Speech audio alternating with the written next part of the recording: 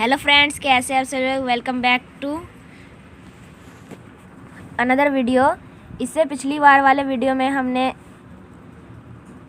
ये इधर से शुरू करके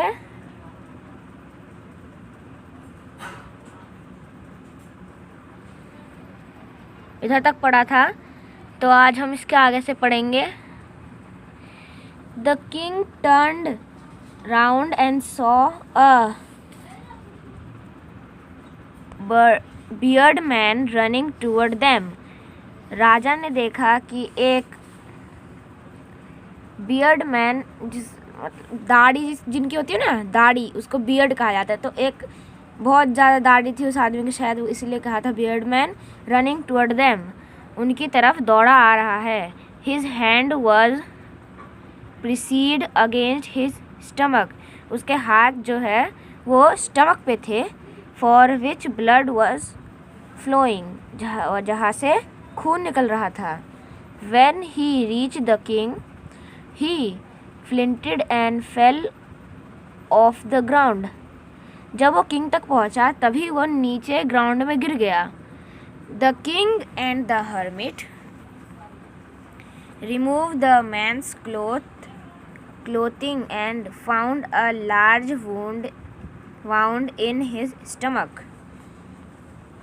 तो कहा गया कि राजा और जो हर्मिट थे, फिर उन्होंने उसके कपड़े उतारे, फिर देखा कि कहाँ पे वो चोट लगी है, पेट की इधर।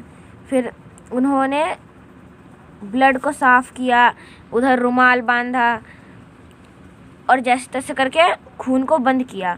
The king dressed the wound until at the last the bleeding stop, उन्होंने उस तक तब तक बंद करते रहे ताकि जब तक जो खून है वो आना बंद नहीं हो गया।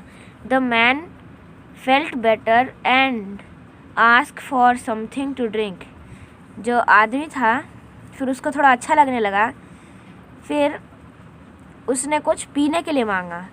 The king bought fresh water and gave to him, राजा ने उसको साफ पानी दिया पीने के लिए। By his time the sun had set and the air was cool, उस टाइम जो सूरज है वो ढलने लग रहा था और मौसम का जो हवा होती है वो भी ठंडी हो गई थी। The king was the hermit The king with the hermit help carried the wound man in the hut, king और हर्मिट ने उस वुंड मैन को हट के अंदर ले गए और उसको बेड पे सुला दिया। The man closed his eyes and ले क्विट, जो आदमी ने है उसने अपने आंखें बंद किए और सो गया। The king tried by his walk and the work he has done,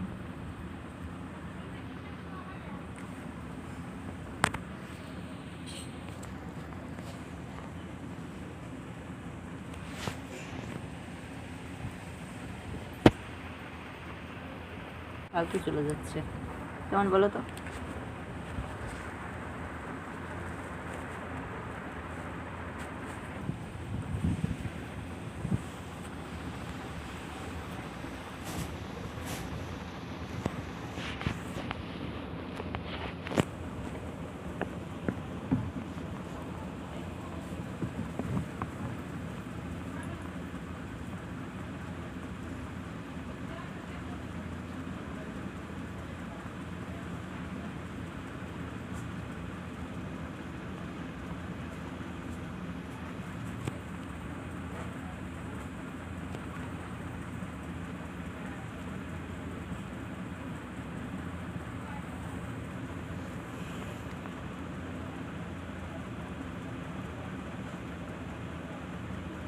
कहाँ थे? ভিডিও 1 না, এবার চেক করো এটা কি নাম হয়েছে।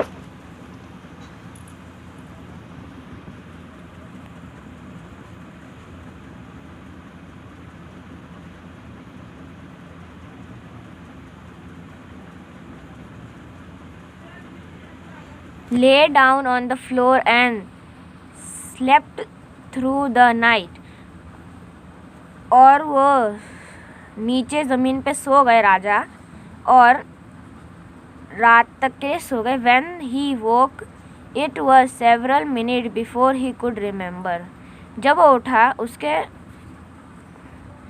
उसके पास बहुत सारे मिनट थे उसको याद करने के लिए. Where he was or who the stranger bearded man lying on the bed was. मतलब कि वो भूल चुका था वो कहाँ पे है. फिर उसको कुछ मिनट बाद वापस याद आया कि बेड पे एक बियर्ड मैन बेड पे सोया हुआ है. Forgive me, said the bearded man in a weak voice. तो उसको एक फॉरगिव की आवाज़ आती है तो वो सोचते कहाँ से आ रही है. फिर उसको पता चलता है कि वो बियर्ड मैन वो बहुत ही धीमी साउंड में बोलता है forgive me. When he saw that the king was awake. जब उसने देखा कि जो राजा है वो उठ गए. I don't not know you and have nothing to forgive you for, said the king. मैं नहीं जानता कि तुम मुझको फॉरगिव क्यों कह रहे हो, राजा ने कहा. You don't not know me but I know you. तो जो बियर्ड मैन है उसने कहा कि आप मुझको नहीं जानते लेकिन मैं आपको जानता हूँ. I am the enemy of yours who swore revenge on you because you put my brother to death and synthesize my property. मतलब मैं तुम्हारा दुश्मन हूँ और मैं तुमसे बदला लेने आया हूँ क्योंकि तुमने मेरे भाई को मार दिया और मेरी सारी प्रॉपर्टी छीन ली. I knew you had gone along to see that hermit and I made up my mind to kill you.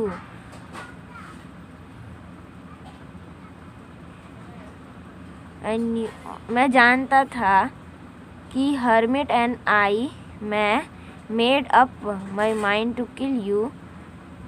मेरा माइंड कहा कि मैं तुम्हें मार दूँ. You on your way home. hermit के घर में आकर. but the day passed and you did not return. बहुत दिन चले गए लेकिन तुमने वो प्रॉपर्टी रिटर्न नहीं की. so I left my hidden place. इसलिए मैंने अपनी छुपने की जगह छोड़ दी. and I came upon my bodyguard. और मैं तुम्हारे बॉडीगार्ड के पास गया. who recognized me and wound me. जिन्होंने मुझको मारा और मुझको घायल कर दिया. I escaped from him but I should have died if you had not dressed my wounds.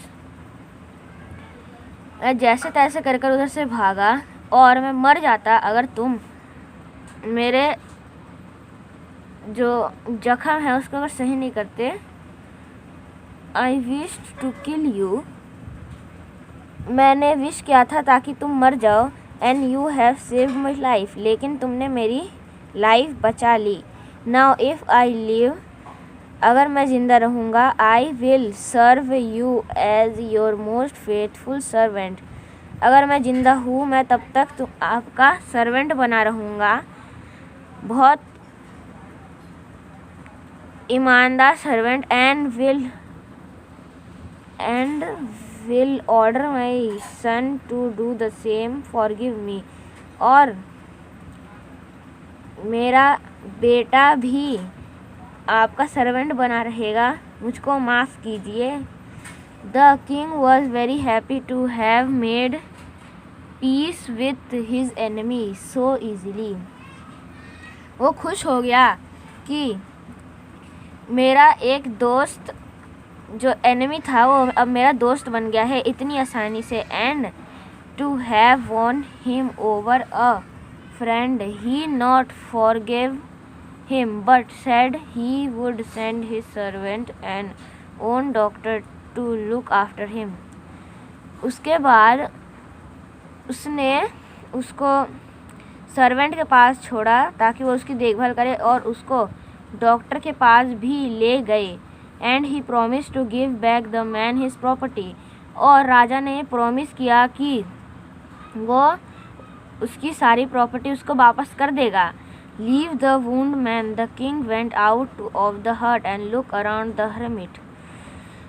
वो हट से बाहर निकले और इधर उधर देखने लगे कि हर्मिट कहाँ है। Before gone away he wished once more to get answer of his question. जाने से पहले उन्होंने एक और बार पूछा कि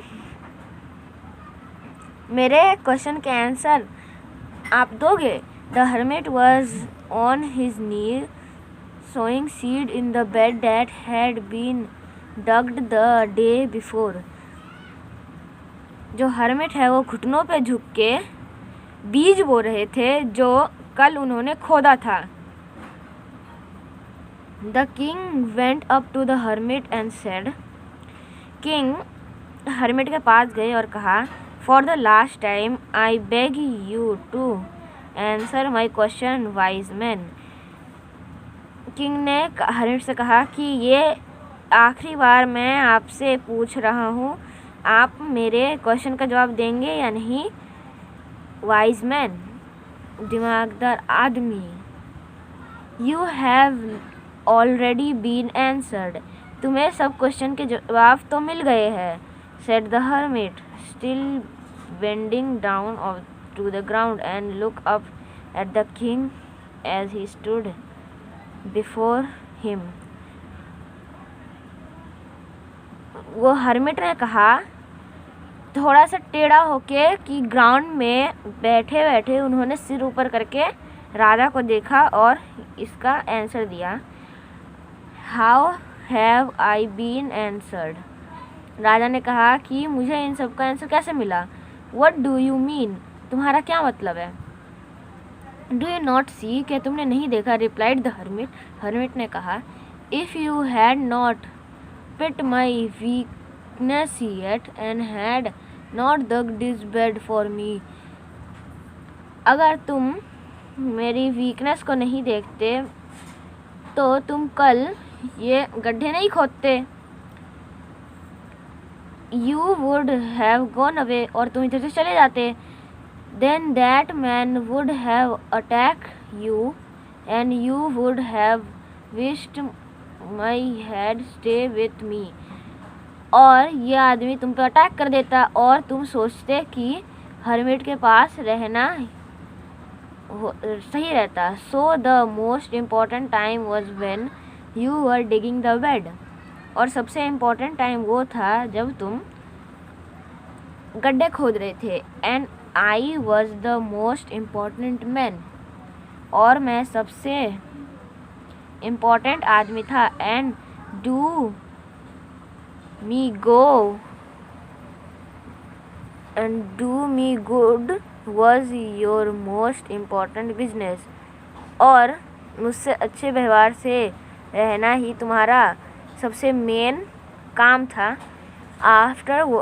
Afterwards, when the man ran to us, the most important time was when you were carry for him, और सबसे इम्पोर्टेंट टाइम वो था जब तुम उसको कैरी करके ले गए थे। Because if you had not dress his wound, अगर तुम उसके घाव पे पट्टी नहीं लगाते, he would have die without having made peace with you, वो मर जाता तुम्हारे साथ बिना पीस रखे।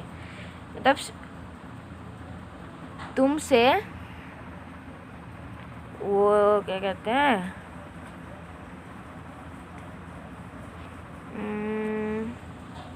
बीच मतलब तुमसे वो शांत नहीं रहता और वो मर जाता। So he was the most important man, और वो सबसे इम्पॉर्टेंट आदमी था। And what you did for him was your most important business, और तुमने जो उसके साथ किया वो तुम्हारे लिए सबसे मोस्ट इम्पॉर्टेंट काम था।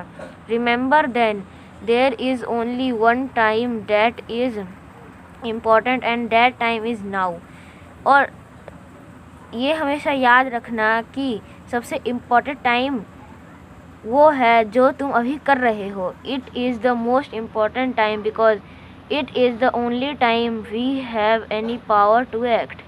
इस टाइम हमारे पास एक ऐसी पावर है कि हम कुछ भी काम कर सकते हैं। The most necessary person is the person you are with at a particular moment. और सबसे इम्पोर्टेंट आदमी वो है जो तुम्हारे साथ हर चीज़ में मदद करता है। For no one knows what will happen if the future and whether we will meet anyone else. अगर ऐसा होता कि फ्यूचर में हम किसी और के साथ मिले होते। The most important business is to do the person good. सबसे मोस्ट इम्पॉर्टेंट ये होता है कि हमें हमेशा दूसरों का भला करना चाहिए। Because we were send into his world for that purpose. क्योंकि हम उन्हीं की वजह से इस दुनिया में है। कैसी लगी आपको वीडियो कमेंट में जाके बताना। तो ये इसके क्वेश्चन एंड आंसर्स है। तो हम ये अगले वीडियो में कवर करेंगे। Thanks for watching.